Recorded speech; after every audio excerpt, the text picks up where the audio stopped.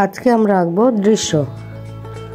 আজকে পড়ন্ত বিকেলের দৃশ্য, গোধূলি এমনটা গোধূলি পড়ে যাচ্ছে, গোধূলি বেলার দৃশ্য আর কি। প্রথমে একটা বক্স করে নিচ্ছি, এখান থেকে হয়ে যাবে একটা ঘর। এই লম্বা দুটো টান দিয়ে দুটো দাগ দিলাম,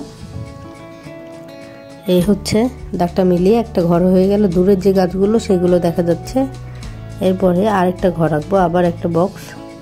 এবার একটু ঘরটার আর কি বাম দিকে দরজা থাকবে এমনটা। এখানে একটা জানালা করে নিলাম।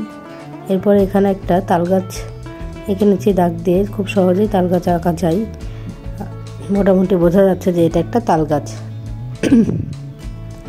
এবার এখানে দেখো ওয়াইয়ের মতো করে দিয়ে দিয়ে একটা ছোট্ট একটা গাছ এঁকে নিলাম। এবার পাড়গুলো দিচ্ছি, তার মাঝখানে একটা ছোট্ট নদীর মতো থাকবে, জলাশয় থাকবে। এবং এখানেও এই জায়গাটুকু করে নিলাম। এরপরে এই দাগ বরাবর একটা গাছ এঁকে নিচ্ছি। এই গাছটা গোটাটা দেখা যাচ্ছে না, উপরেরটুকু আর কি ছেড়ে যাচ্ছে এমনটা। এবারে একটা মাথায় একজনের আগে চুলটা এঁকে নিচ্ছে, একটা মেয়ে যে দুই দিকে চুল বাঁধা রয়েছে এবং সে খেলছে। বিকেলবেলা তিনজনে খেলছে, ঠিক এমন একটা দৃশ্য।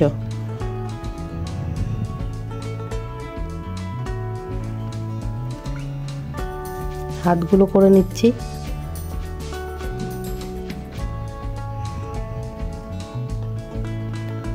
কিছু একটা খেলছে বা একটু হাত ভাঁজ করে রয়েছে, একটা শার্ট। এবার পা একটা ফ্রক পরে রয়েছে এবং পা সামনের দিকে, পায়ের পাতাটা এই পায়ের সামনের অংশ হয়ে গেল। এরপর আরেকজনও খেলছে, সেও সাইড ভিউ, চুল ছেড়ে খেলছে কিছু একটা। এবার তার এই হাতটা দিয়ে দিলাম। এবার এক সাইডে, এখানে শুধু এর বাম দিকটা দেখা যাচ্ছে আর ডানের একটু হাত দেখা যাবে। একটা জামা পরে রয়েছে, যখন কালার দেব তখন বুঝবে যে কি কালার। একটা পা সাইড ভিউ আর কি, পা দুইটা একটু সাইড করা রয়েছে, ঠিক সেভাবে পাগুলো দিচ্ছি, অনেকটা ডিটেল করছি না। তারপরে আরও একজন দেব, সে হচ্ছে একটা জুটি করে সাইড, সে একটু ছোট এমনটা, এবং হাতটা দিয়ে কিছু একটা দেখাচ্ছে বা কিছু একটা বলছে এমনটা।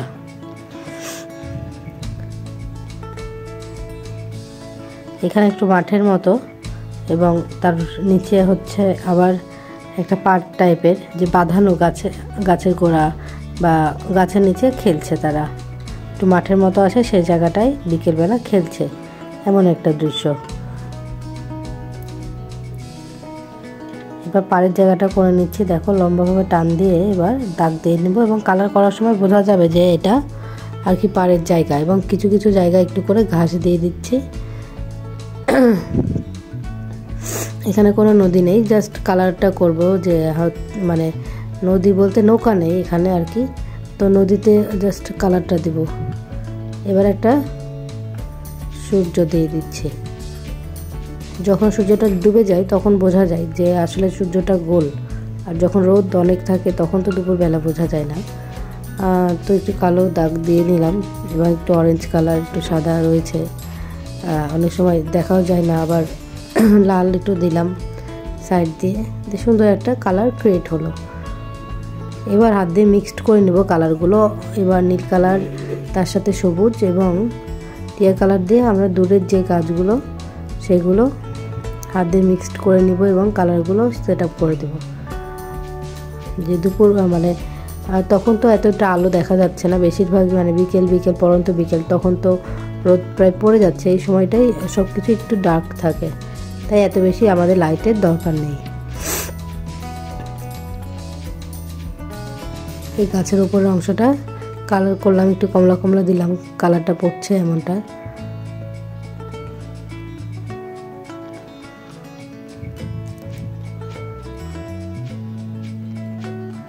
এরপরে দরজা জানালা এগুলো কালার করে নিলাম। ঘরে খুব হালকা কালার আজকে ইউজ করেছি, এবং বেগুনি কালার আর লাল।